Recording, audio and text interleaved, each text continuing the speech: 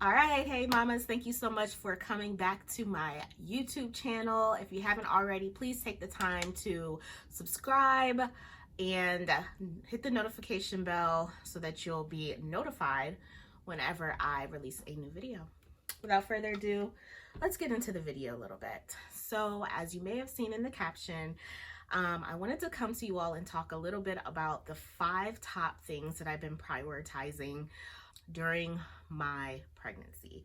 So I am currently 39 weeks, hence me in a robe and my hair up. The only thing that I do these days is like a light skincare routine in the morning, shower, coffee, jump on my computer and work, and then it goes from there. I really keep it really simple these days because honestly, why? Why do the most right now? I feel great, honestly, but I feel like less is more these days. So this is why I'm in my favorite robe that I have linked in my Like to Know It app. I'll go ahead and link it down below. Also, most of the robes that I have are from Amazon. They are amazing, soft, feel so good. Anyways, the point of the video today is me listing down the top 5 things that I've been prioritizing during my pregnancy. During pregnancy, you encounter a lot of unsolicited advice, people saying things about you.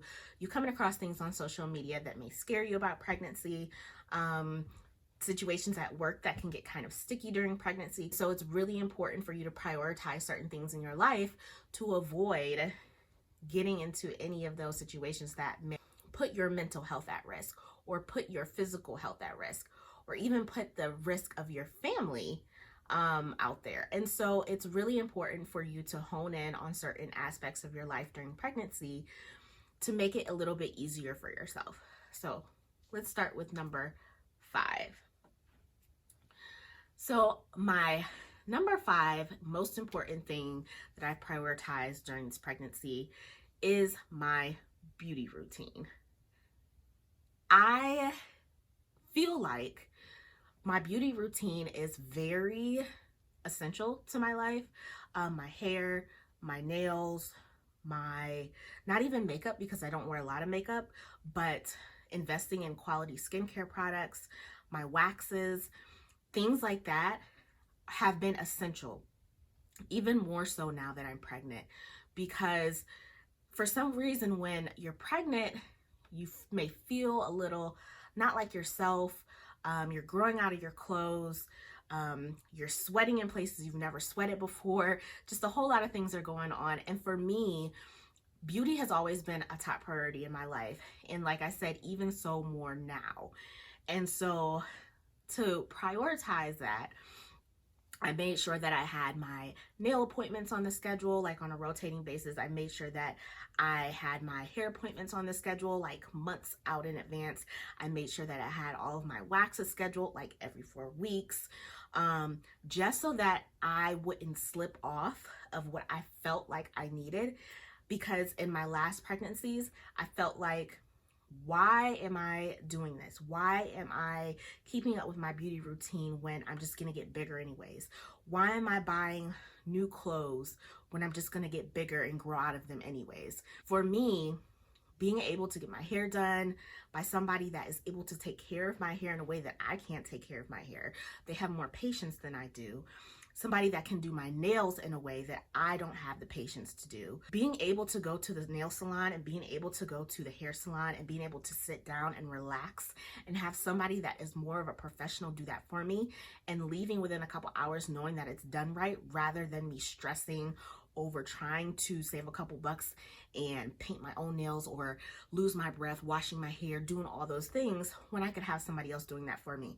That is a small amount of luxury in my life that needed to be prioritized, especially in my pregnancy.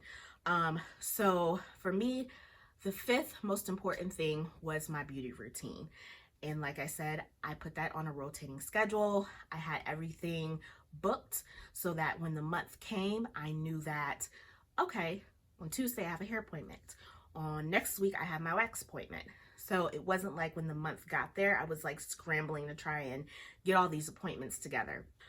For some of you guys, that may not be essential, but for me, that was essential because that made me feel good. That made me feel like my normal self. That made me feel like I deserve this. I deserve to look good. I deserve to feel good. I deserve to buy clothes that make me feel comfortable yet sexy at the same time. It's okay to buy clothes that fit you in your current pregnancy, at your current state, while also being sexy and having fun with it. And so I think those are some of the things that I prioritize more so in this pregnancy than in my other pregnancies. And it really made me feel good. My fourth top thing that I prioritized in this pregnancy was my date nights. So when you're pregnant, things change, including your relationships with your spouse or even relationships with friends. Time changes. The amount of time that you spend on certain things change. Even if you're pregnant with kids, that is a whole nother situation. This was really my first time being pregnant with older kids that are school aged. And so being pregnant and then having to take care of kids at the same time, it took a lot of time away from the time that me and my husband would have together. I saw that there were certain situations where, you know, we could have spent more time together, or, you know, I just get tired quick at night. So I can't stay up and binge watch a Netflix series with my husband anymore. I'm in bed by like 9-10 o'clock. So I prioritized date nights because that was our moment together where we could solely focus on one another and have fun doing it. And at first I felt a little mom guilt because it was like, well, I could really be home with my kids right now. I could really be spending time with them before the baby comes. I could really be washing the baby's clothes or packing my hospital bag. But when you prioritize something, it's because it's more important in your life, and it's because it's a need. And I saw that having that time alone with my husband was more of a need than washing clothes. It was more of a need than spending a couple extra hours with my kids. I honestly spend all day with my kids. Well, in the summertime, before they went back to school, we would spend a lot of time together. And so being able to have that one-on-one time with my husband was extremely beneficial. Even if it was something like, hey, let's take the kids to their grandparents for the weekend and we come back home and spend the weekend at home together, whatever that may be, like cooking or even like cleaning together, or while playing R&B music and talking, or, you know, him having like a glass of wine or like a glass of Patron and then me having like a mocktail, or just make it fun, make it something fun. And it doesn't have to be where you go out, you get dressed up, you go to the club. It doesn't have to be like a baby moon in Cancun. It can be simple. And we would do a lot of staycations. We would do a lot of local restaurants, trying out new things in the local area.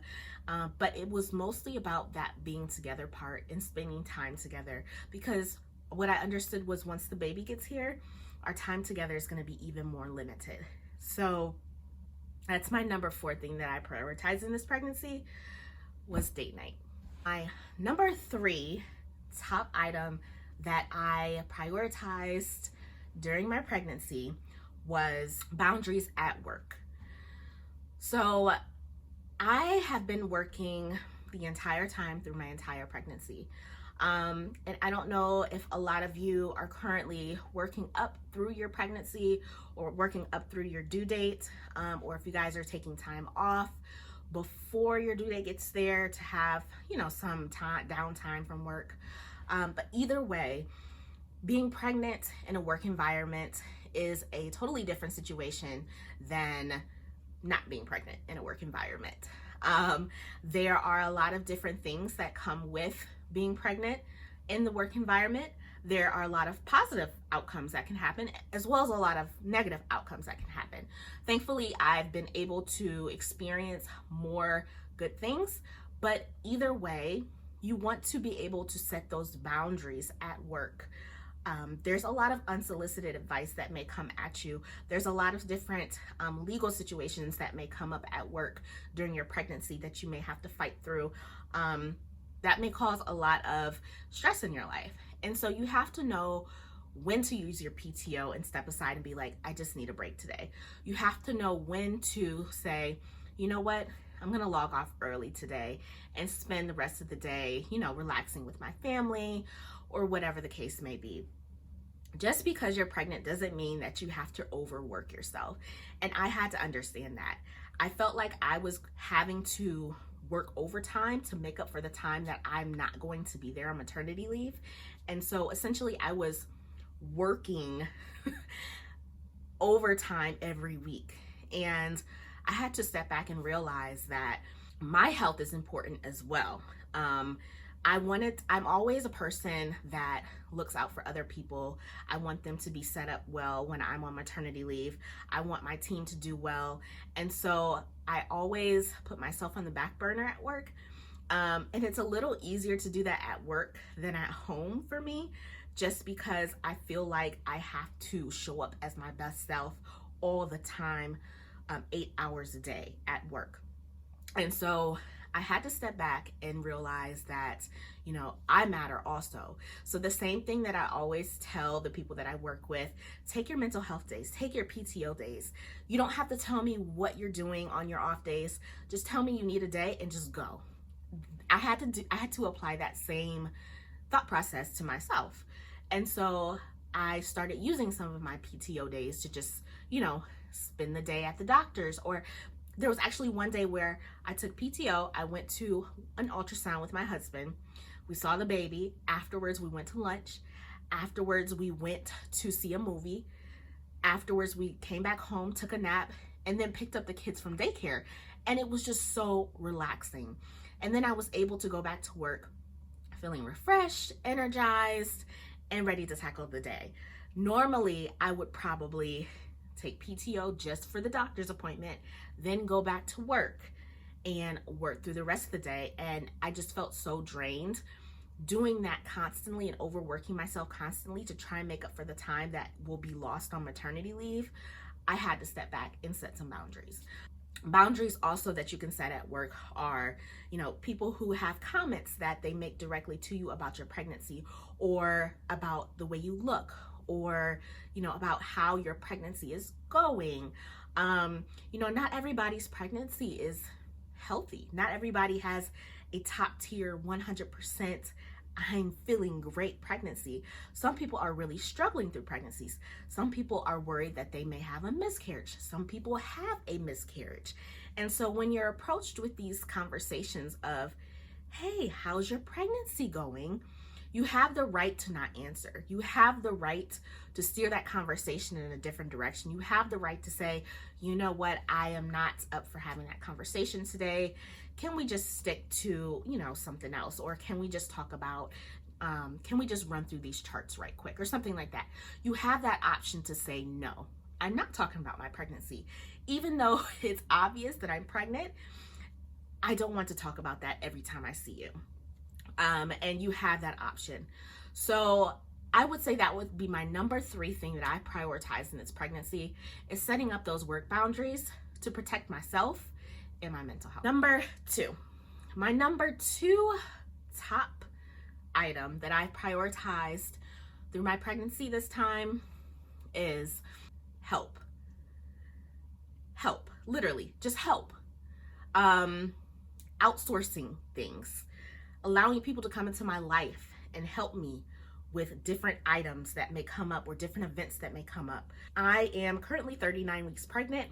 I can't bend over the toilet and clean the toilet like I used to. Can't take my kids to and from 30 soccer practices a day like I used to. There have been so many times where I've said yes, and I enjoy doing those things. Sometimes I do enjoy cleaning or cooking a huge meal or running my kids to practice and seeing them involved with sports. But reality is I can't physically do those things like I used to anymore. So allowing people to come into my life and help me has been a huge weight off of my shoulders. So allowing my husband to say, hey, let me do this. or allowing like my family to come in and say, hey, where can I help? Or where can I contribute to? Even those family members who are long distance, hey, what can I send you? Can I send you a meal so you don't have to cook? Things like that. Allowing people to help has really helped me to relieve the stress off of my shoulders of trying to do it all. And I think in my last couple pregnancies, I felt the need to be the top tier wife, the top tier mom, the top tier friend, the top tier sister while being pregnant.